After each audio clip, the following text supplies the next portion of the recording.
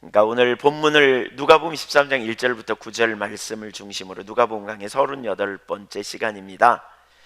회개하고 열매를 맺으라, 이런 제목인데요, 회개가 열매 맺는 비결이다, 이런 의미입니다. 회개가 열매 맺는 비결이다. 크게 세 가지를 살피기 원합니다. 첫째, 회개하라. 1절 2절을 같이 한번 읽겠습니다. 그때 빌라도가 어떤 갈릴리 사람들의 피를 그들의 제물에 섞은 일로 예수께 아뢰니 대답하여 이르시되, 너희는 이 갈릴리 사람들이 이같이 해 받음으로 다른 모든 갈릴리 사람보다 죄가 더 있는 줄 아느냐. 4절, 또 실로암에서 망대가 무너져 치어 죽은 18사람이 예루살렘에 거한 다른 모든 사람보다 죄가 더 있는 줄 아느냐. 여기 예수님이 설교하고 계실 때 어떤 사람이 와가지고 그런 얘기를 해요. 빌라도가 갈릴리 사람들의 피를 그들의 제물에 섞었다. 이게 무슨 얘기냐면, 성전에서 어떤 절기에 제사를 드리는데 그때 25만 마리의 양을 잡았다 그래요. 그러니까 절기에 제사를 드리려고 각처에서 사람들이 와서 모일 때 25만 마리, 그러니까 얼마나 많은 양이 잡혔어요. 거기에 피가 얼마나 많았겠어요. 근데 그 중에 어떤 갈릴리 사람들을 빌라도가 잡으러 와가지고요, 그들을 현장에서 죽인 것 같아요.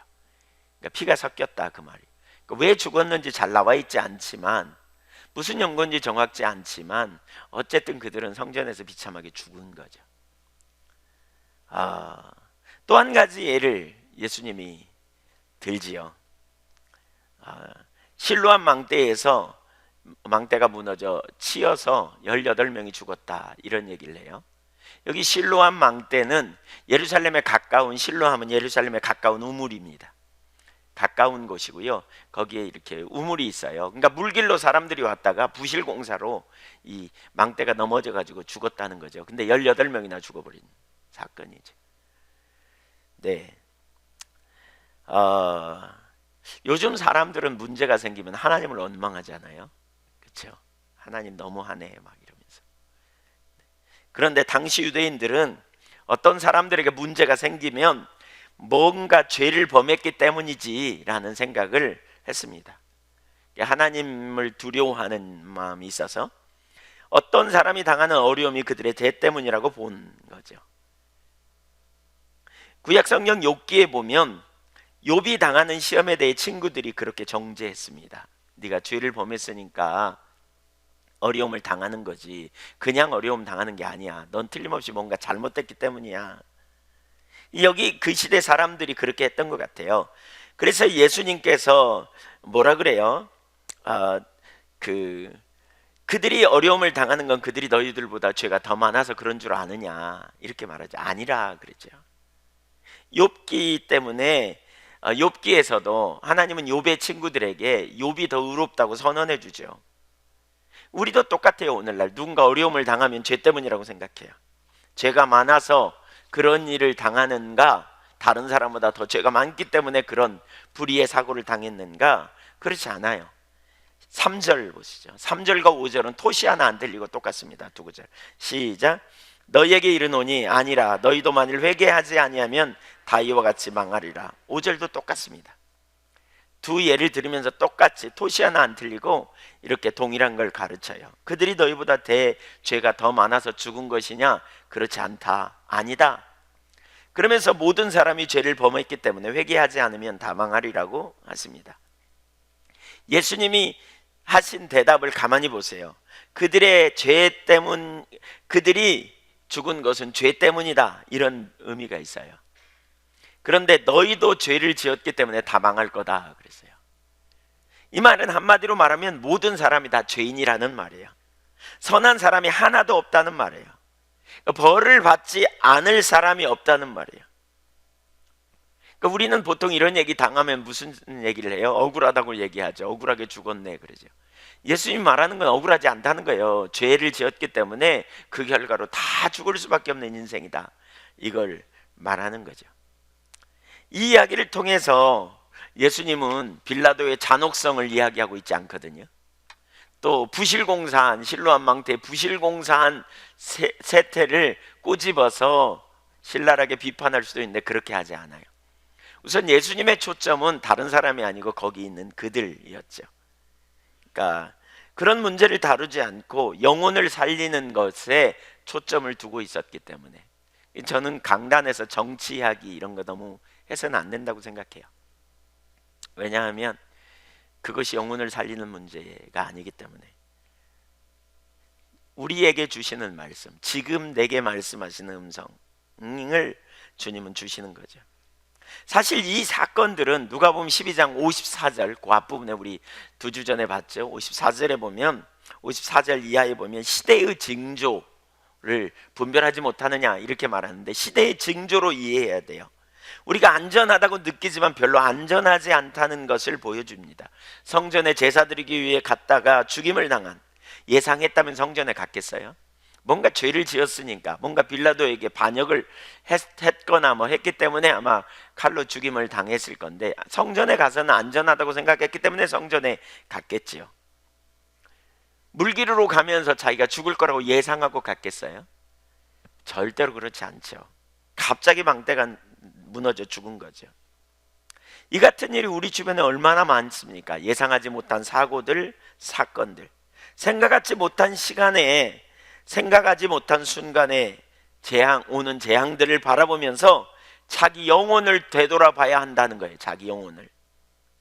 일어나는 사건들을 보면서 회개하라는 거예요. 자신은 아니기 때문에 안심하지 말고 그것에 대해 회개하라는 거예요. 어떤 일이 일어날 때 그런 사건을 보면서 우리 자신을 돌아보면서 회개하는 자로 가야 한다는 거예요. 지금 여러분의 영혼은 안전한가? 생각해 봐야 된다는 거죠. 그런 일이 일어날 때 나는 천국에 갈 준비가 되어 있는가? 나의 영혼은 안전한가? 돌아봐야 된다는 거죠. 그것이 시대를 분별하라는 말입니다. 여기서 주님은 유대인들을 향해 회개하라고 말씀하시죠. 오랫동안 하나님을 믿었던 하나님의 백성이라고 자부심을 갖고 있는 유대인들에게 주시는 말씀입니다. 그들은 선민, 택함 받은 백성이라는 자부심을 가지고 있었고요.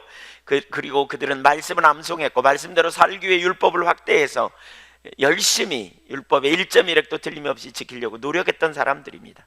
그러나 그들은 굳어진 상태에 빠져 영적인 우월의식이 가득했고 의식으로 본질을 대체하고 그리고 잘 행하는, 잘 성경을 아는 자기 자신들을 바라보면서 다른 사람들을 판단하고 정죄하는 자리에 가버렸습니다.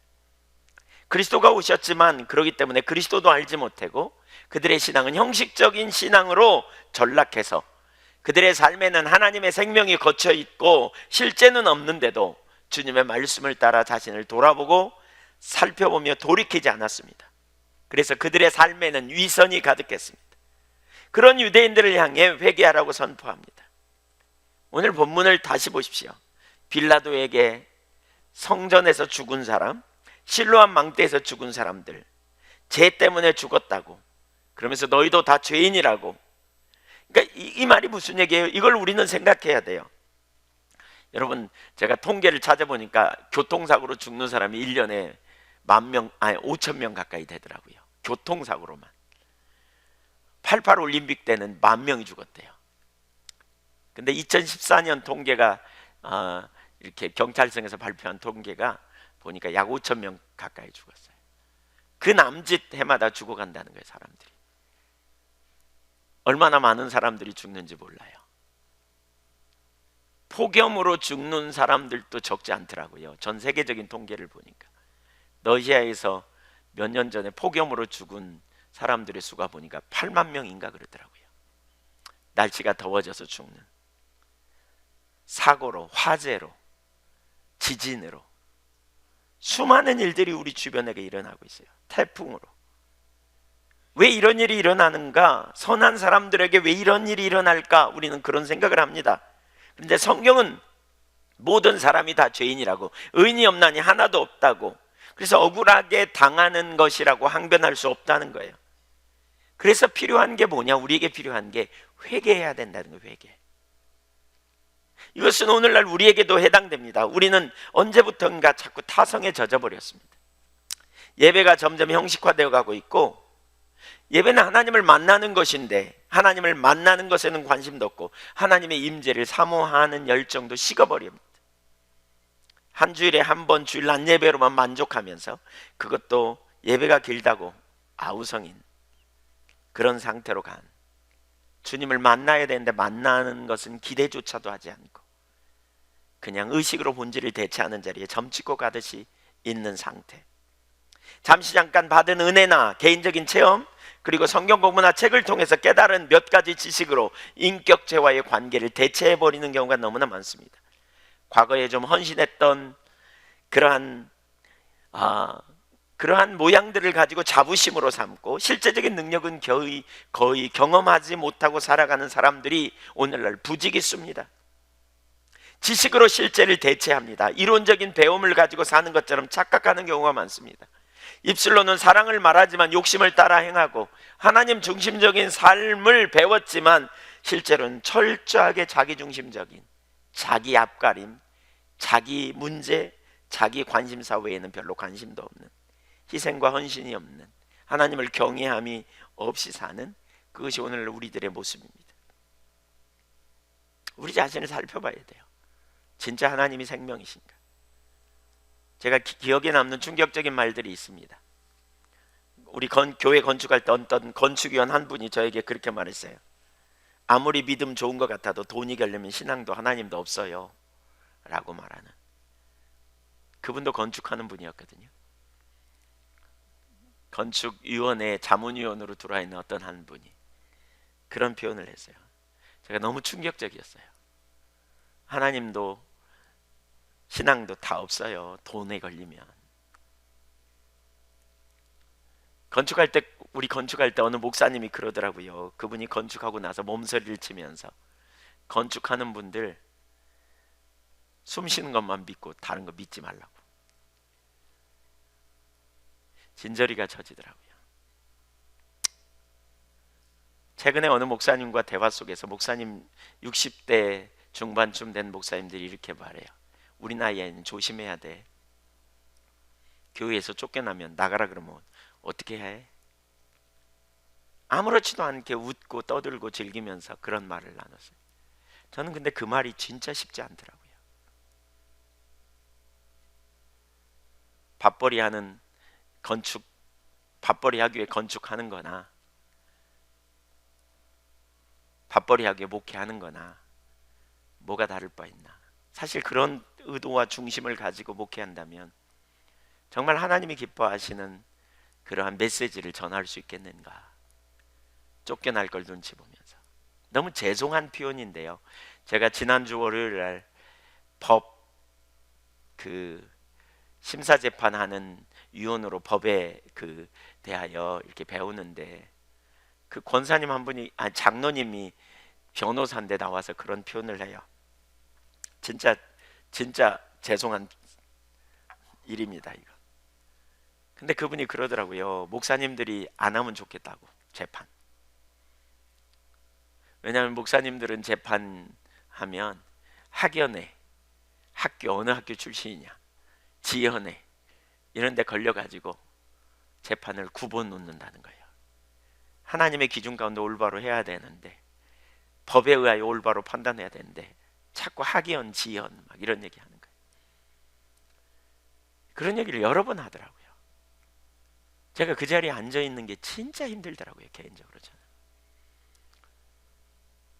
제가 일어나서 할까 그러다가 그냥 미안하다고, 내가 목사로서 미안하다고, 장로님 생각할 때 그랬냐고, 미안하다고.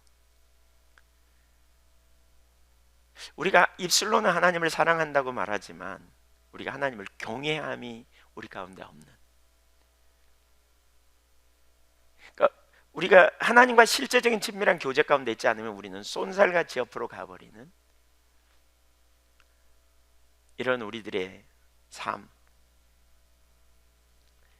너무나 쉽게 부정적인 말들, 불신의 말들, 그리고 인본주의가 팽배하고 그 말이 정당한 것처럼 아무렇지도 않게 쏟아내는 그런 말들을 하면서 우리는 하나님을 사랑한다고 고백하고 있는 것이죠. 원망과 불평이 끊어지지 않고 부정적인 말도 서슴지 않고 하는 하나님을 사랑한다고 말하면서 경쟁심이 끊어지지 않고 남을 탓하는 것에 너무나 익숙한, 나만 아니면 된다는 이기적인 마음이 우리 가운데 팽배되어 있다면, 남의 불행을 보면서 정말 내일로 여기고 같이 슬퍼하고 아파하는 그런 마음이 없다면 우리는 매우 심각한 자리에 있을 거예요. 여러분, 가장 기본으로 우리가 돌아가 보십시다. 우리가 가장 먼저 고백하는 신앙 고백은 마태복음 16장 16절이죠. 베드로가 이렇게 고백을 하죠. 너희는 나를 누구라 하느냐 그러자 베드로가 대답하여 이르되 주는 그리스도시요 살아계신 하나님의 아들이니이다. 여기서 두 가지만 생각해 보자고요. 하나님은 살아계시다. 그리고 예수님은 우리의 주님이시다. 구원자여 주님이시다. 사실 우리가 고백하는 가장 기본적인 고백만 우리가 제대로 해도 우리 삶은 달라질 거예요. 하나님 살아계십니다. 믿으십니까? 정말 믿습니까? 근데 왜 우리가 낙심하고 왜 두려워합니까? 하나님은 살아계시고 그분이 우리를 위해 아들을 아끼지 아니하시고 우리에게 아빠가 되어주신다는데 왜 우리가 두려워할까요? 하나님의 해결책을 가지고 계심을 믿습니까? 감당치 못할 시험당함을 허락지 아니하시고 시험당할 쯤에 피할 길을 내신다고 하는데 왜 피할 길을 찾지 못하고 있습니까? 왜 피할 길을 찾으려고 적극적으로 하나님 앞에 기도하는 자리로 못 나갈까요? 아무리 심각한 상황일지라도 살아계신 하나님이 우리 아빠가 되시겠다는데, 그래서 우리가 염려를 맡기고 하나님께 길을 찾고 이렇게 나아가야 되는데, 성경에 죽은 믿음이라는 표현이 있잖아요. 그렇다면 살아있는 믿음도 있을 거예요. 죽은 믿음이 뭐예요? 지적인 수준에 머물러 있는 거예요. 이론적으로는 알아요. 근데 삶으로는 안 살아. 왜? 죽었기 때문에. 살아있는 믿음이 뭡니까? 생생한 믿음이 뭡니까? 살아있는 믿음을 소유한 자는 우겨쌈을 당해도 쌓이지 않고 답답한 일들 낙심치 않습니다. 왜냐하면 하나님이 살아계시기 때문입니다. 언젠가 우리가 감자라는 영화를 봤죠. 남아프리카 공화국의 어떤 농부가 농사를 지어서 감자를 그러니까 오랫동안 흉년이 들어가지고 비가 오지 않아가지고 농작물을 뭘 선택할까? 근데 기도하는데 하나님이 감자를 심으라 그래요. 그래서 감자를 심으려 그러니까 다른 모든 사람들이 감자 심는 거 잘못됐다, 감자 심으면 안 된다 라고 말하지만 하나님을 신뢰함으로 감자를 심죠. 수확할 때까지 거의 비가 오지 않았어요. 잎사귀는 바짝 말라 비틀어져 버리고 얼마 안 있다가 조금 더 열매를 맺을 가능성이 없어 보이는 순간에도, 결정적인 순간에 마지막 수확하기까지 기다렸다가 팠더니 거기에 진짜 큰 감자가 맺혔잖아요. 나중에 어린 아이들이 이렇게 물어요. 믿음이 뭐예요? 그러니까 그 사람이 이렇게 말하죠. 믿음은 이 감자 같은 거야. 생생한 거라는 거죠. 믿음은 여기 하나님의 말씀하시면 그것이 우리 눈앞에 보이지 않는 것들의 실상이요, 그러니까 보지 못하는 자들의 증거라. 그렇죠? 믿음은 바라는 것들의 실상이요, 보지 못하는 것들의 증거라. 이렇게 생생한 거야. 이게 살아있는 믿음이죠. 하나님 살아계십니다. 살아있는 믿음으로 주님을 향해 나가는 사람은 절대로 낭망하지 않습니다. 아무리 심각하고 어려운 상황이라 할지라도 좌절하지 않습니다. 살아계신 하나님을 신뢰하는 사람은 부정적인 말을 함부로 하지 않습니다. 우리가 그분 앞에 있음을 인식하기 때문입니다. 눈에 보이는 환경대로 반응하지 않습니다. 환경 너머에 살아계신 주님이 계시기 때문입니다. 우리가 하나님 앞에 설 것을 안다면, 아담아 네가 어디 있느냐라고 주님이 찾을 그날이 있을 것을 안다면 우리는 막 나가지 않을 겁니다. 우리의 상태를 바라보면서 하나님 앞에 회개하고, 우리가 타성에 젖어지면서 하나님을 믿는다고 말하고 찬양하고 주일날 교회 가서 예배 드리지만 돌아가서 내 방법대로 내 생각을 따라 내 마음대로 사는 삶, 습관적인 상태로 그냥 있으면서 무감각하게 살지는 않을 거라는 거죠. 우리 신앙이 형식적이라면 우리는 철저하게 회개하고 돌아서야 합니다. 하나님 알게 해달라고. 하나님의 살아계심이 우리에게 실제인지, 이론으로만 머물러 있는 자신을 돌아보아 달라고 부르짖어야 돼요. 언제까지 우리가 그 자리에 있을지 생각해 봐야 하는 거죠. 언제까지 우리가 그 자리에 있을지. 저는 교회 안에서도 사실 우리가 이러한 전환이 필요하다고 봐요.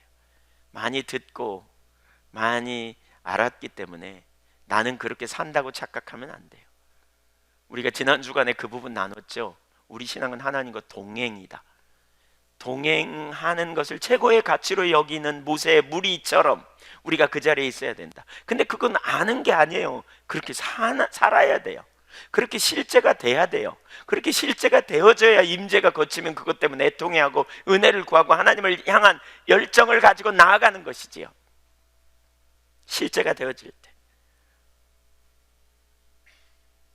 두 번째, 우리가 가장 기본적인 고백 중에 하나가 뭡니까? 예수님이 우리의 주님이라는 거죠. 예수님이 우리의 주인이라면 우리는 우리 마음대로 살아서는 안 돼요. 범사의 주를 인정하고 사는 거예요. 주님의 말씀을 자꾸 들어야 돼요. 종은 주인의 말을 들어야 돼요. 주님의 말씀을 듣고 순종하는 자로 가야 돼요. 주님을 내 삶의 주인으로 삼고 가는 것이지요. 이게 그리스도인 삶이에요. 그러나 오늘날 많은 성도들의 실제는 주일날만 주님이 주인이고 평소에는 자기 마음대로 사는 경우가 허다합니다. 자신의 앞날에 대해요, 자녀들의 앞날에 대해요, 우리가 어떻게 반응합니까? 누가 여러분의 주인입니까? 누가 여러분의 인생의 주인이고 누가 여러분의 인생의 생명입니까? 내가 가진 재물에 대하여, 시간에 대하여 누가 주인인지 우리는 우리 자신을 살펴봐야 돼요. 주님이 주인이라면 우리는 청직이고 우리는 종입니다. 우리는 주인의 음성을 자꾸 들으려고 해야 합니다. 주인의 음성을 따라가야 합니다. 주인의 음성에 순종하는 삶을 살아야 합니다. 이것이 종된 삶이고 주님을 주인 삼아 살아가는 삶입니다. 그런데도 자기가 주인 되고 자기 생각대로 살아가면서 입술로는 주님, 주님이라고 부릅니다. 그리고 나는 돈을 많이 가지고 있으니까 안전하다고, 나는 교회에 잘 나왔으니까 안전하다고, 나는 운동을 많이 했으니까 안전하다고. 안전할까요? 정말 안전하는 겁니까? 우리가 사는 세상에 얼마나 변수가 많습니까? 얼마나 심각한 일이 일어납니까? 갑자기 예기치 못한 사건 사고가 얼마나 많이 일어납니까? 오늘 본문은 우리에게 그것을 가르칩니다. 하나님께서 피로 값주고 사신 놀라운 사랑을 받은 자로서 입술뿐인 자리에 있는 우리의 상태가 얼마나 하나님을 근심케 하고 하나님을 마음 아프게 할지 우리가 생각해 봐야 합니다. 우리 자신을 보면서 사실 애통함이 필요합니다. 우리를 긍휼히 여겨달라고 구해야 합니다.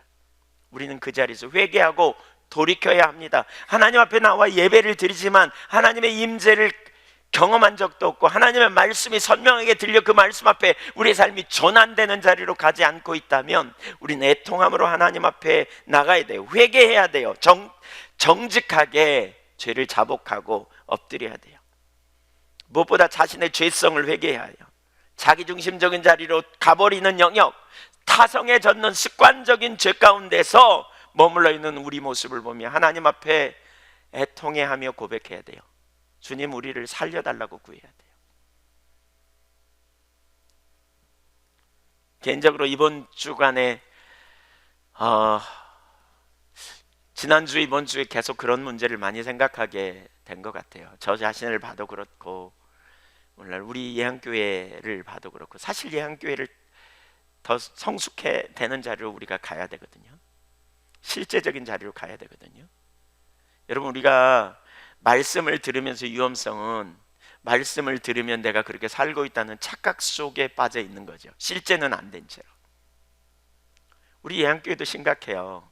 제가 지난 주간에 들었는데 어떤 선교회에는 모여서 설교 길다고 그렇게 그냥 이구동성으로 얘기했다며요. 아무도 막아서지 못하고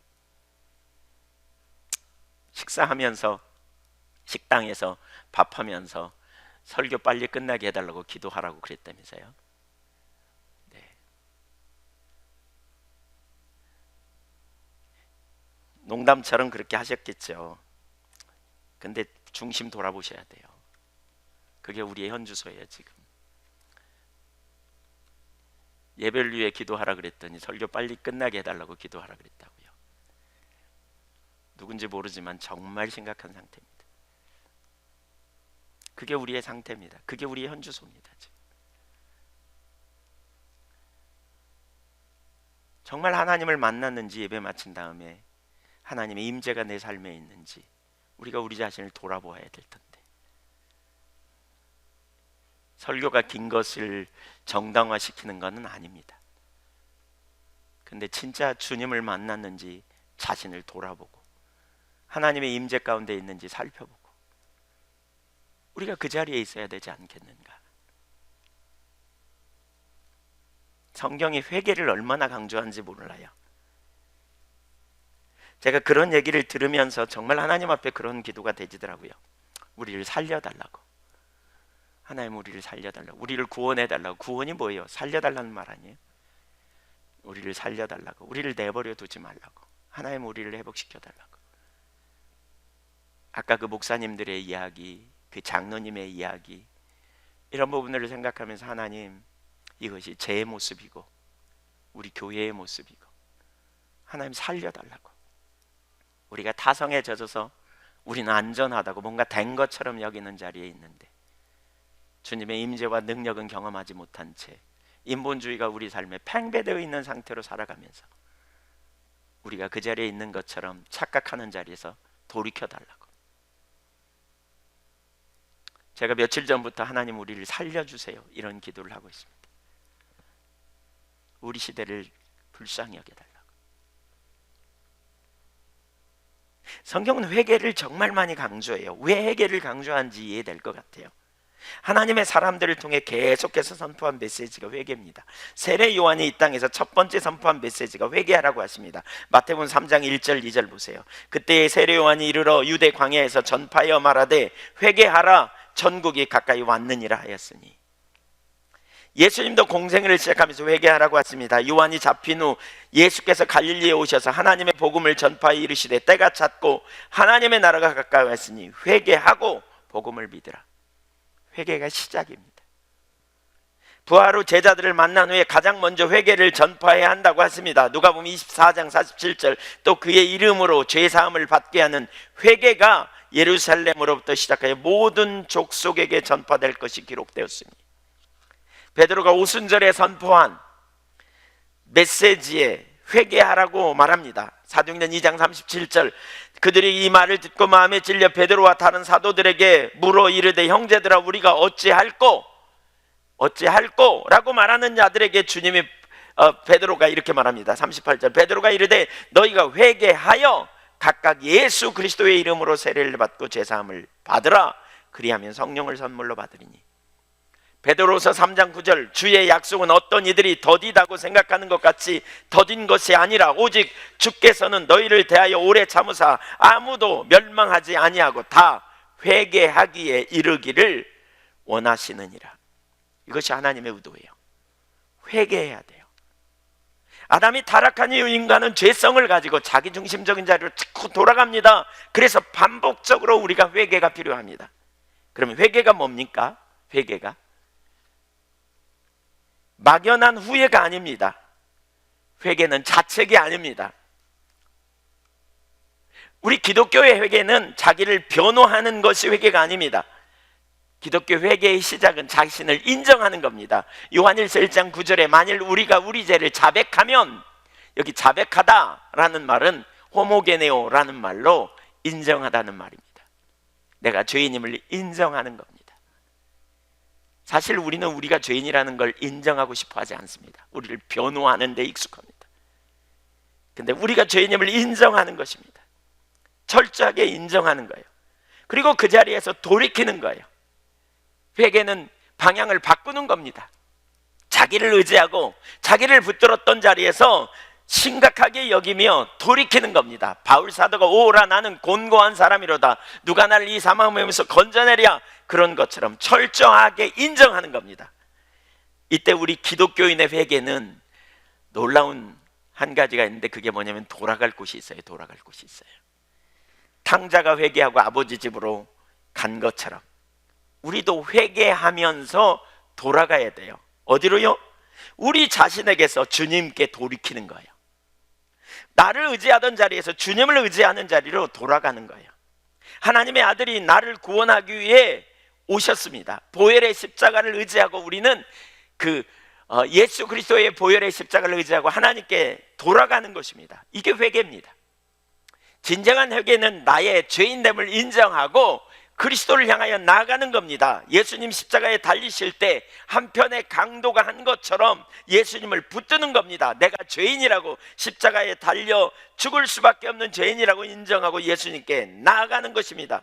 그렇게 할 때 아버지가 탕자를 받아주신 것처럼, 예수님이 강도를 받아주신 것처럼 우리를 받아주십니다. 누가복음 23장 42절에 보면 이렇게 말합니다. 이르되 예수여 당신의 나라에 임하실 때 나를 기억하소서.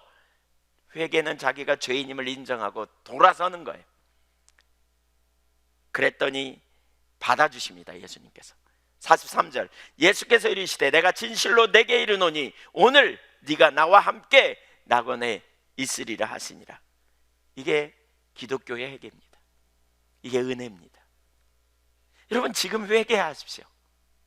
자꾸 회개하십시오. 회개는 죄책감에 눌리는 게 아닙니다. 자기가 잘못했다고 자책하고 자기 같은 사람은 정말 소망이 없다고 이렇게 절망하는 자리에서 끝나지 않습니다. 기독교 회개는 돌아가는 겁니다. 하나님께 돌아가는 거예요. 예수 그리스도께 돌아가는 거예요. 지금 자기에게서 눈을 떼어 그리스도에게 돌이킬 수 있기를 축복합니다. 그리스도를 의지하는 거예요. 그리스도를 붙드는 거예요. 이게 열매 맺는 삶의 비결입니다. 왜 예수를 오래 믿는데도 열매가 없느냐? 이 자리로 안 가서 그렇습니다. 회개하지 않아서 그렇습니다. 통칭해서 이게 회개입니다. 회개는 우리 안에 답이 없는, 회개는 우리 자신에게서 돌이켜 그리스도께로 나아가는 것이 회개입니다. 그리스도를 붙들어야 돼요. 그리스도를. 그래야 열매 맺는 삶으로 갈 수 있습니다. 두 번째, 열매를 맺지 못하면 어떻게 되는가? 누가복음 13장 6절을 보겠습니다. 6절 7절 열매를 맺지 못한 삶에 대해서 강력하게 여기 말합니다. 읽어볼까요? 시작. 이에 비유로 말씀하시되 한 사람이 포도원에 무화과나무를 심은 것이 있더니 와서 그 열매를 구하였으나 얻지 못한지라. 포도원지기에 이르되 내가 3년을 와서 이 무화과나무에서 열매를 구하되 얻지 못하니 찍어버리라. 어찌 땅만 버리게 하겠느냐. 나무를 심을 때 우리가 기대감을 가지고 심죠. 정원수, 정원에 나무를 심을 때는 거기 정원수, 그렇죠? 뭔가 이렇게 정원을 아름답게 하려고 심잖아요. 또 요즘 그 사막화 되어가고 있는 땅에 나무 심기 운동 이런 거 하잖아요. 사막화를 막기 위해서, 산림을 푸르게 하기 위해서 나무를 심죠. 또 어떤 때는 바람을 막기 위해 방풍림 같은 나무를 심기도 하죠. 근데 오늘 본문의 한 사람은 자신의 포도원에 무화과나무를 심었어요. 무화과나무를 포도원에 심은 것은 좀 일반적이지 않은 일입니다. 보통 아무데나 심어도 잘 자라는 것이 무화과나무인데, 그런데 포도원에 심은 것은 그만큼 비중을 두었다는 겁니다. 그렇게 심은 이유는 단 한 가지, 열매를 맺게 하기 위함입니다. 열매를 얻기 위함인 거죠. 그런데 3년 동안이나 열매를 맺지 못했어요. 보통 무화과나무는 그렇대요. 심으면 그 해부터 열매를 맺기 시작한대요. 무화과나무는. 그러니까 그 무화과나무는 이렇게 잎이 나면서부터 열매가 같이 이렇게 난대요. 그런데 어찌된 영문인지 3년이나 지냈지만 열매를 맺지 못하였다는 거예요. 그러자 주인이 이렇게 말해요. 찍어버리라. 어찌 땅만 버리게 하겠느냐. 이 비유에서 가르치는 바는 명백해요. 열매 맺지 못하는 나무는 찍어버린다. 곧 심판한다. 그런 의미입니다. 열매 맺지 못하는 것은 찍어서 제해버리겠다. 심판을 의미합니다. 이것은 당시 유대인들을 가리켜 말씀하신 것입니다. 포도원에 심은 무화과처럼 특별하게 여겼지만 시간이 지나도 열매를 맺지 못하고 있는 것을 강력하게 책망하고 계시는 것이죠. 특별히 회개와 관련된 열매를 말하는 거죠. 회개에 합당한 열매. 어떻게 열매를 맺을 수 있을까? 요한복음 15장을 보십시오. 요한복음 15장. 열매 맺는 삶의 비결을 거기 볼 수 있습니다. 하나님의 의도가 뭔지 알 수 있어요. 요한복음 15장을 보십시오.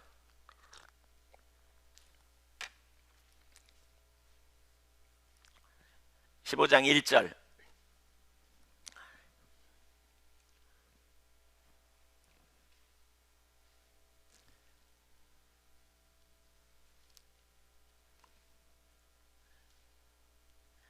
나는 참 포도나무요 내 아버지는 농부라. 우선 여기 하나님은 농부라고 말해요. 농부가 여러분 농작물을 왜 심어요? 그냥 관상수로 보려고 심습니까? 열매를 얻기 위해서 합니까? 네, 하나님 앞에 열매가 없는 것은 생각할 수 없다는 것을 보여주고 있어요. 여기 열매가 없는 것은 생각할 수도 없는 일이에요. 하나님 앞에 어찌 농부가 농사를 지으면서 열매 없는 것을 생각할 수 있겠습니까? 어떤 사람들은 예수 믿으면 되지, 우리는 구원받아, 그리고 방종으로 갑니다. 그런데 여러분 그렇지 않아요. 주님은 열매를 보기 원하세요. 내 아버지는 참 나는 참 포도나무요 내 아버지는 농부라 그랬어요. 아버지는 열매를 맺기를 원해요. 열매를 거두기 원해요. 갈라디아서 5장 그 전반부를 보면, 갈라디아서를 보면 5장 1절부터 1장 1절부터 5장 12절까지는 율법주의에 대해서 강력하게 책망합니다. 율법 안에서 자유케 되라. 그러니까 그리스도 안에서 자유케 되라. 율법으로 너희가 자유케 될 수 없다. 이걸 얘기하다가 5장 13절에 딱 가면 갑자기 전환합니다. 그게 뭐냐? 육체의 소욕을 쫓지 말고 성령을 쫓아 행하라. 그래서 열매 맺는 삶을 살아야 된다. 이걸 딱 얘기해요. 육체로 그러니까 자유함의 기회를 삼지 말라는 거예요. 사랑으로 서로 종노릇하라 이렇게 말하면서 성령을 위하여 심음으로 성령의 열매를 맺는 삶을 살라 이렇게 표현해요. 여러분, 하나님은 우리가 열매 맺는 삶이 되기를 원해요. 열매 맺는 삶을 살기 원해요. 네, 반드시 열매를 맺어야 돼요. 이 하나님의 의도예요. 2절도 보세요. 물은 내게 있어 열매를 맺지 아니하는 가지는 아버지께서 그것을 제거해 버리시고 무릇 열매를 맺는 가지는 더 열매를 맺게 하리 하여 그것을 깨끗하게 하시느니라. 열매를 기대하시기 때문에 열매 맺지 아니하는 가지는 제거하고 열매를 잘 맺을 수 있도록 맺는 가지를 깨끗하게 하신다 그랬어요. 근데 여기 2절을 다시 한번 보십시오. 거기 앞에 무릇 내게 붙어 있어 열매를 맺지 아니하는 가지는, 이런 표현이에요. 물은 내게 붙어 있어 열매를 맺지 아니하는 가지는 아버지께서 그것을 제거해 버리시고, 예수님께 붙어 있음에도 불구하고 열매를 맺지 않는 가지는 제거해 버린대. 성경을 해석할 때 우리가 이렇게 해석해요. 이런 구절이 난해 구절이라고 할 수 있어요. 근데 이제 우리가 큰 틀에서, 큰 성경이 전반적으로 말하는 부분에서 이걸 해석하는 자리로 가야 돼요. 그러니까 예수님 당시 유대인들이 하나님의 백성으로서 열매를 맺지 못하는 사람들이었고요, 그것을 두고 강력하게 심판을 선포하심이 오늘 본문이라면, 요한복음에서는 예수님께 붙어 있다고 여기는 사람들에게 주시는 말씀이에요. 이것은 예수 믿어도 구원받지 못할 수 있다 이런 의미가 아니고요, 이것은 그만큼 열매의 중요성과 예수님 안에 머물러 있어야 함의 필요를 강조하고 있는 거죠. 너희가 예수 믿는다고 주님께 붙어 있다고 말하면서 열매를 맺지 못하는 그 말은 그만큼 열매를 맺어야 될 필요성을 강조하고 있고요, 그것은 결국 우리가 철저하게 예수님께 붙어 있어야 이게 가능하죠. 붙어 있어야 가능해요. 왜냐하면 그 뒤에 보면 나와요. 너희가 내 안에 붙어 있으면 절로 과실을 맺음같이, 이렇게 표현하고 있거든요. 그러니까 이 사람이 붙어 있다는 건 진정으로 붙어 있는 게 아니라는 거죠. 우리가 예수님께 붙어 있어야 열매를 맺어요. 그럼 어떻게 열매를 맺을 수 있는가? 4절 보시죠. 4절 시작. 내 안에 거하라 나도 너희 안에 거하리라. 가지가 포도나무에 붙어 있지 아니하면 스스로 열매를 맺을 수 없음 같이 너희도 내 안에 있지 아니하면 그러하리라. 나는 포도나무요 너희는 가지라. 그가 내 안에 내가 그 안에 거하면 사람이 열매를 많이 맺나니 나를 떠나서는 너희가 아무것도 할 수 없음이라. 두 가지를 볼 수 있어요. 첫째는 뭐예요? 스스로 할 수 없다. 주님 없이는 아무것도 할 수 없다. 스스로 할 수 없음을 철저히 인식해라, 이런 말입니다. 주님 없이는 아무것도 할 수 없다. 우리 안에 능력이 없다는 거예요. 주님 안에 있어야만 능력이 있다. 그러니까 스스로 할 수 없다. 예수님도 그렇게 말씀하셨잖아요. 요한복음 5장 19절에 뭐예요? 나는 아무것도 스스로 할 수 없다. 5장 30절에도 그렇게 표현하죠. 나는 아무것도 스스로 할 수 없다. 그래서 나는 뭐가 필요하다? 주님이 필요하다. 예수님이 그래서 하나님을 의지했잖아요. 예수님이 그러셨다면 우리는 더 그러한 처지를 인식하고 서야 한다는 거죠. 왜 이게 중요하냐? 아담의 타락 이후에 인간은 스스로 웅덩이를 파는 삶, 아담 타락한 이후에 인간은 스스로의 자원으로 살려는 것에 대단히 익숙했어요. 그래서 아담이 스스로 하나님처럼 되라는 마귀의 유혹에 속아 선악과를 따먹어버렸죠. 그러나 결과적으로는 망했습니다. 잘 산 게 아닙니다. 예레미야 2장 13절에도 말합니다. 이스라엘 백성들이 두 가지 악을 행했다. 그러면서 생수의 근원되는 나를 버린 것과 스스로 웅덩이를 판 것이다. 하나님 없이 살려고 하는 삶, 그러나 그 웅덩이는 물을 저축하지 못할 터진 웅덩이의 삶이다. 하나님 없이 사는 거요, 터진 웅덩이의 삶이에요. 항상 갈증이 있는, 결핍이 있는, 탕자가 스스로 독립해서 살겠다고 했지만 처절하게 실패한 것처럼 왜 열매가 없냐? 터진 웅덩이의 삶을 살기 때문인 거예요. 터진 웅덩이의 삶, 여전히 자기를 붙들고 있기 때문이에요. 주님 안에 있지 못하기 때문이에요. 우리가 피조물임을 기억해야 돼요. 그래서 회개가 필요해요. 회개가. 왜 우리가 넘어지냐? 왜 우리가 실패하냐? 왜 우리가 반복적으로 습관적인 죄에 머물러 있으면서 머릿속에는 안 된다는 인식이 머릿속에 가득해. 말씀대로 살 수 없다는 인식이 가득한 거죠. 해봐도 잘 안 되고 또 할 수도 없는 것처럼 보이죠. 왜 그러느냐? 우리 안에 스스로의 능력으로 살려고 하기 때문에 그래요. 그래서 회개가 필요한 거예요. 회개가. 중심에 하나님 앞에 회개하고 돌이키는 자리로 가야 돼요. 그러면서 열매 맺는 비결 두 번째는 뭐예요? 주님 안에 거해야 된다 그러죠. 주님 안에 있어야 된다. 주님과 동행해야 된다, 그 말입니다. 주님과 함께 해야 된다. 우리에게 능력이 있지 않아요. 우린 주님 안에 거해야 돼요. 포도나무이신 예수님께 생명이 있어요. 그러므로 가진 우리가 생명을 유지하기 위해서는 이 포도나무이신 주님께 붙어 있어야 돼요. 그것이 유대인들이 돌이켜야 될 회개고, 그것이 열매 맺는 비결이었어요. 그들은 자기들의 힘을 의지하여 영생을 얻으려고 했습니다. 그러나 결국 철저하게 실패하잖아요. 그럼에도 알지 못하고 그리스도가 왔음에도 불구하고, 생명이신 주님이 왔음에도 불구하고 알지 못했어요. 오늘 우리도 마찬가지예요. 우리 자신에게 능력이 없어요. 그래서 예수님이 필요해요. 우리가 그렇게 예수님을 믿었어요. 예수 믿은 이후에 우리는 계속해서 회개가 필요한 이유가 여기 있어요. 계속해서 우리 자신에게서 눈을 떼어 우리의 죄성을 인하여 우리가 안타까워하고 애통해하고, 우리의 교만을 인하여 애통해하고, 우리의 자기중심성을 인하여 애통해하고, 말씀대로 살지 못한 모습을 보면서 회개하고 돌이켜. 회개는 머무는 자책이 아니라 그랬죠. 거기서 돌이켜 그리스도께로 자꾸 가야 된다는 거죠. 자꾸 그리스도께 나가야 돼요. 그리스도를 붙들어야 돼요. 그리스도를 의지한 자로 가야 돼요. 우리가 예수님을 믿는다고 하면서도 열매가 없는 이유가 뭐냐? 우리 힘으로 안 되기 때문에, 진정한 회개가 없기 때문에. 순간순간 철저한 자기 한계를 처절하게 인정하고 그리스도를 의지하는 자리로 가야 돼요. 아까 앞에서 나눴죠. 회개는 뭐라고요? 자책하는 데서 끝나는 게 아니라고요. 돌이키느라고요. 탕자가 아버지 집에 가는 것처럼 그리스도께 우리가 가는 거예요. 우리 자신에게 집중했던 데서 돌이켜 그리스도께로 가는 거예요. 십자가의 보혈을 의지하는 거예요. 나를 구원하기 위해 오신 하나님의 아들께로 나아가는 거예요. 내 자신의 능력이 아니에요. 그리스도를 믿음으로 바라보는 거예요. 살아계신 하나님의 아들을 향하여 나아가는 거예요. 하나님의 아빠 노릇 해주심을 의지하여 아버지께 가는 것이 진정한 회개예요. 그리스도께 나가지 않는 회개는 능력이 없어요. 자기를 학대하고 죄책감에 눌리는 것은 진정한 회개가 아니에요. 회개는 자기를 변호한 대신 인정하고 예수 그리스도를 붙드는 거라 그랬어요. 그리스도를 의지하는 자리로 가는 거예요. 자기를 바라보는 자리에서 눈을 떼어 그리스도를 의지한 자리로 가는 거예요. 그리스도를 믿음으로 붙들어야 돼요. 그리스도의 인도하심, 그리스도의 지혜, 그리스도의 시기적절한 때를 따라 돕는 은혜를 의지하여 구하며 그리스도께 나가는 것이 진정한 회개예요. 여기 가야 열매가 있어요. 여기 가야. 그분으로부터 생명을 우리가 공급받는. 왜 회개가 중요하냐면요, 여러분, 회개하지 않은 채로 주님을 찾으려고 그럴 때 잘 안 돼요. 우리 안에 교만이 가득해가지고요.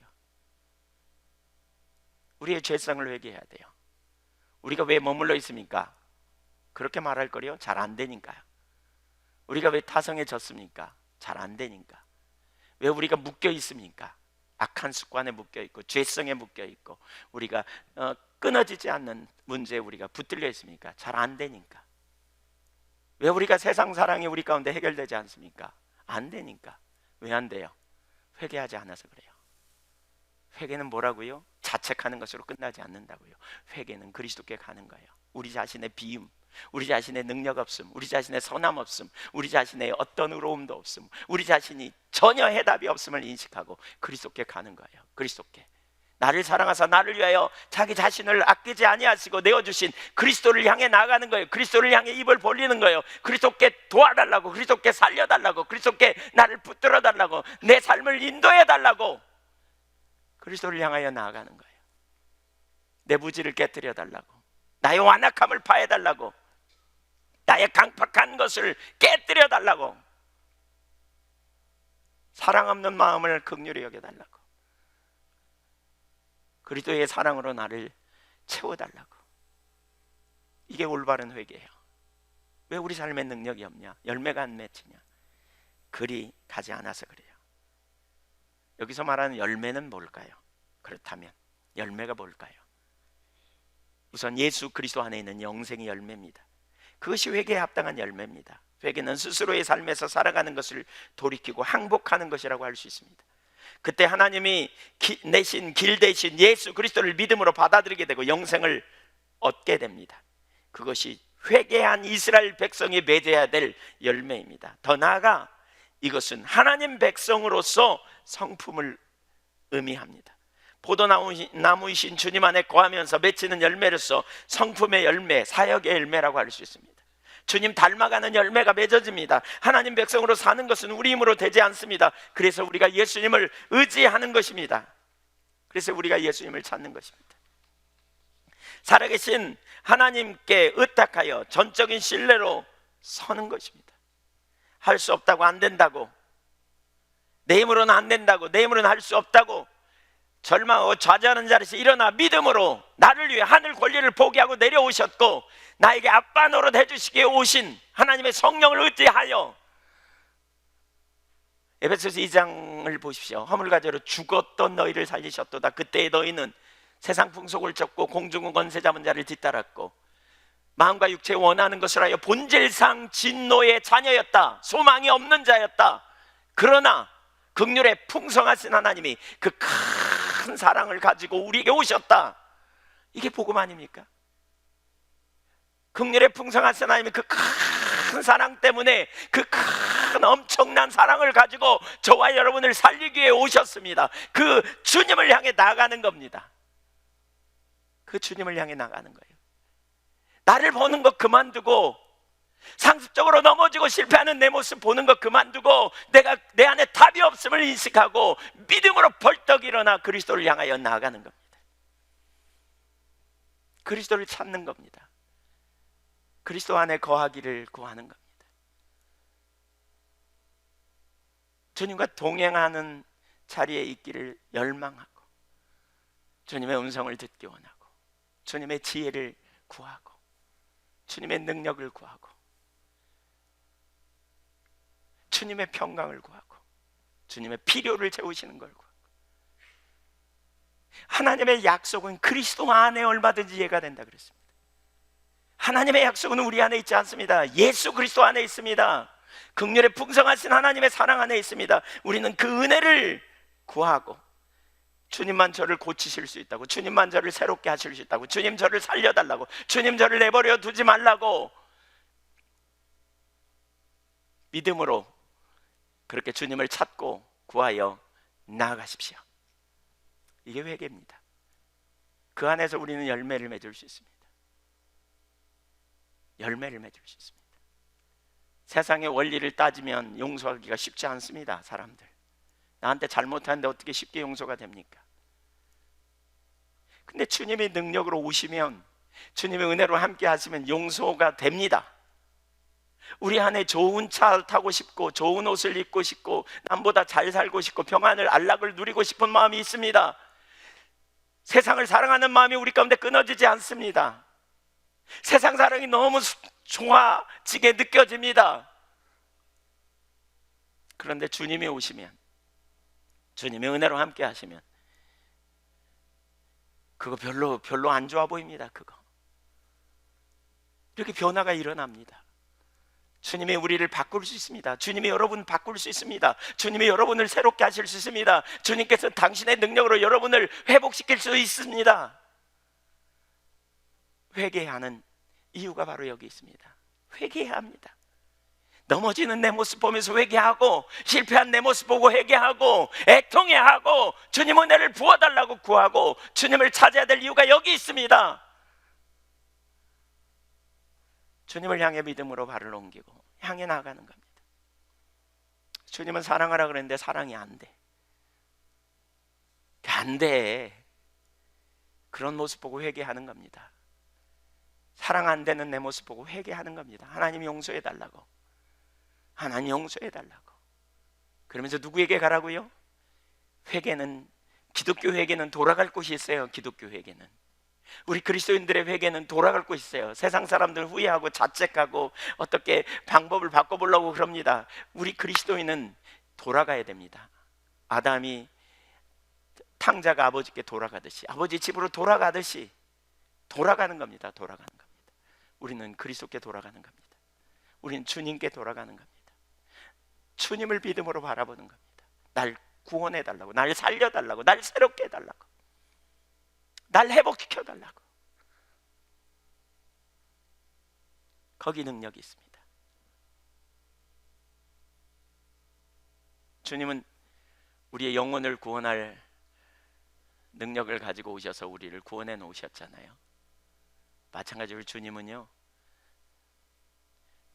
우리의 못된 습관으로부터 저와 여러분을 건져내실 능력도 있으세요. 주님만 우리를 변화시킬 수 있어요.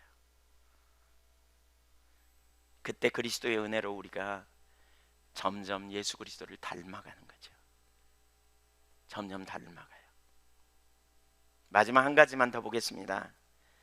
세 번째, 하나님의 자비하심으로 우리에게 기회를 주십니다. 8절 9절 보겠습니다. 대답하여 이르되 주인이여 금는 애도 그대로 두소서. 내가 두릅하고 걸음을 줄이니 이후에 만일 열매가 열면 좋거니와 그렇지 않으면 찍어버리소서 하였다 하시니라. 주인에게 포도원 지기가 말합니다. 내가 두릅하고 걸음을 줄이니. 저는 이 구절을 보면서 얼마나 참 위로가 되는지 모르겠더라고요. 여기 주인은 하나님이고요, 포도원 지기는 예수님이라고 볼 수 있다고 봐요. 보통 그렇게 학자들이 말해요. 여기 소명이 있어요. 두릅하고 걸음을 주신대요. 주님의 은혜로 함께 해주시겠다는 거예요. 주님이 관심 갖고 지켜보시겠다는 거예요. 그래서 열매를 맺도록 도와주겠다는 거예요. 여기 확신이 있어요. 주님이 우리를 위해 하늘에서 간구하고 계신다. 성경 그렇게 말하잖아요. 주님이 하시면 어찌 안 되겠습니까? 주님께서 돌봐주시겠다고 하시는데, 주님께서 우리에게 은혜를 베풀어 주시겠다고, 열매를 맺게 하시겠다고 그러는데, 이것이 복음입니다. 우리가 그 은혜를 인하여 구원을 받았습니다. 그리고 이제 그 은혜로 인하여 열매를 맺는 자리까지 갈 수 있게 될 것입니다. 주님 앞에서 사십시오. 자기 힘과 능력을 의지하는 일 그만두고 주님 안에서 사십시오. 주님을 붙드십시오. 우리가 그 은혜를 인하여 살아야 합니다. 그 은혜로 인하여 생명을 얻게 됩니다. 이사야 9장 7절에 보면 이렇게 표현하고 있어요. 그 정사와 평강의 더함이 무궁하며 또 다윗의 왕자와 그의 나라를 굳게 세우고 지금 이후로 영원히 정의와 공의로 그것을 보존하실 것이라. 만군의 여호와의 열심히 이를 이루시리라. 메시아에 대한 약속, 그 약속을 성취실 것에 대한 확언, 거기 하십니다. 그러면서 이렇게 말합니다. 마지막에 만군의 여호와의 열심히, 만군의 여호와의 열심히 이를 이루시리라. 하나님의 열심히 저와 여러분을 열매 맺는 삶으로 이끌어 가실 줄 믿습니다. 주님의 열심 때문에. 이게 핵심이에요. 열매 없는 자들이 회개함으로 그리스도를 의지할 때 그리스도께서 그분의 열심으로 저와 여러분을 바꾸실 겁니다. 하나님의 열심, 하나님의 질투가 그분을 의지하는 백성들을 돌보시고 회복시키실 것을 믿으십시오. 여러분, 가장 문제는 회개하지 않고 타성에 젖어서 합리화하면서 남 탓하고, 문제 일어나면 남 탓하고, 원망하고, 불평하고, 이게 심각한 죄입니다. 가장 큰 문제가 거기 있습니다. 회개하지 않는 사람은 남 탓합니다. 회개하지 않는 사람은 자꾸 다른 사람 탓으로 돌려버립니다. 환경 탓, 다른 사람 탓, 그리고 원망하고 불평하는 일 자꾸 합니다. 회개하는 사람은 자신을 돌아봅니다. 회개하는 사람은 자신의 상태를 하나님 앞에 고백하며 결국 주님이 오시지 않으면 안 된다는 것을 깨닫고 그 자리까지 나아가는 이런 삶을 살게 됩니다. 우리가 경각심을 가지고 회개가 있어야 돼요. 때가 악하기 때문에. 왜 이렇게 회개를 강조할까? 제가 이 말씀을 가지고 묵상하면서 그런 생각이 들더라고요.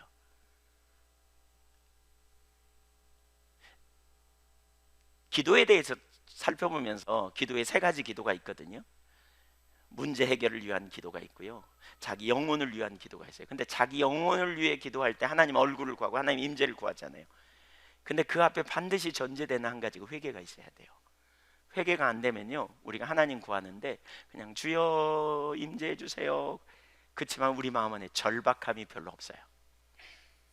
아실 거예요 무슨 말인지. 하나님 찬양하지만 절박함이 없어요. 근데 회개하면서 기도해 보세요.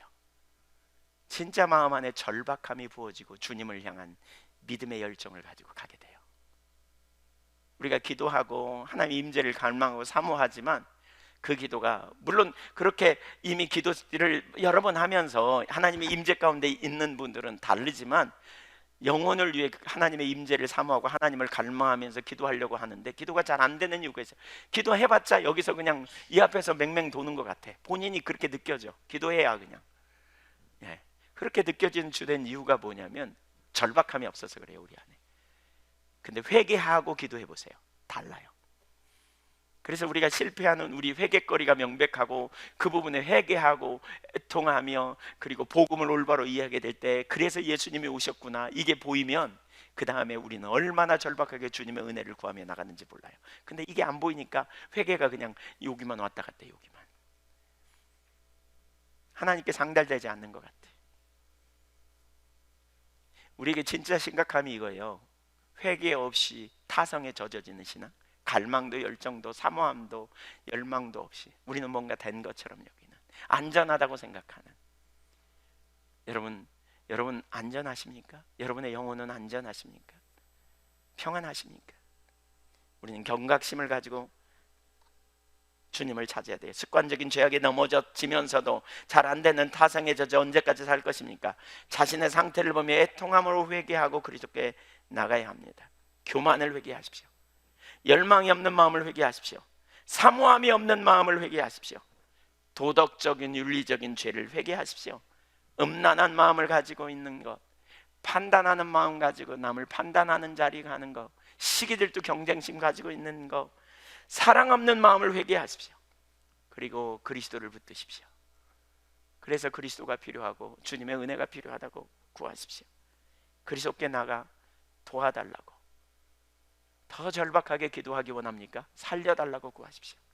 나를 살려달라고. 하나님, 저 이렇게 살 수 없다고. 하나님, 제가 습관적인 죄 가운데 넘어지고, 하나님, 제가 이기적이고 자기중심적인 삶 그만 살고 싶다고. 예수님처럼 살고 싶다고. 예수님처럼 사랑하고 싶다고. 예수님처럼 주님 영화롭게 하는 삶을 살기를 원한다고. 날 살려달라고 그렇게 구하십시오. 집중해서 찾으십시오. 주님이 여러분을 바꾸세요. 개인적으로 그런 고백을, 그런 경험을 여러 번 했어요. 그리스도가 능력이에요. 제가 전에 바둑 얘기했잖아요. 도저히 끊어지지 않는 것 같은 상황, 그리스도께 나아가 내 자신을 보는 거 그만두고 그리스도께 나아가 이대로 안 살겠다고, 나 정말 이렇게 안 된다고, 주님 저를 도와달라고. 주님의 은혜로 함께 하셔서, 여러분 그분의 능력은요 너무나 놀라워요. 우리 김성환 성도님 어제 식사하면서 어떻게 그렇게 순식간에 바둑이 끊어졌냐고 그러셨는데, 하나님의 능력은요 순식간에 뒤집어 놓을 수 있어요. 저와 여러분을 순식간에 바꿔 놓을 수 있어요. 그분이 우리를 죽음에서 생명으로 옮기신 것처럼, 어둠에서 빛으로 옮기신 것처럼, 사단의 나라에서 하나님 나라로 옮기신 것처럼 저와 여러분을 순식간에 악한 그러한 타성에 젖은 습관을 바꾸실 수 있는 능력이 있어요. 오늘 그 주님을 믿음으로 보면서 믿음으로 일어서십시오. 회개하십시오. 여러분 회개하십시오. 안 되는 거 회개하십시오. 내가 그런 자리에 있는 거 용서해달라고 회개하십시오. 애통함을 가지고. 바울에게 함께했던 주님의 은혜로 그러면 승리케 될 것입니다. 베드로에게 함께했던 주의 은혜가 저와 여러분에게도 함께해서 놀라운 승리의 삶을 살게 될 줄로 믿습니다. 세월을 아끼십시다. 기도하겠습니다.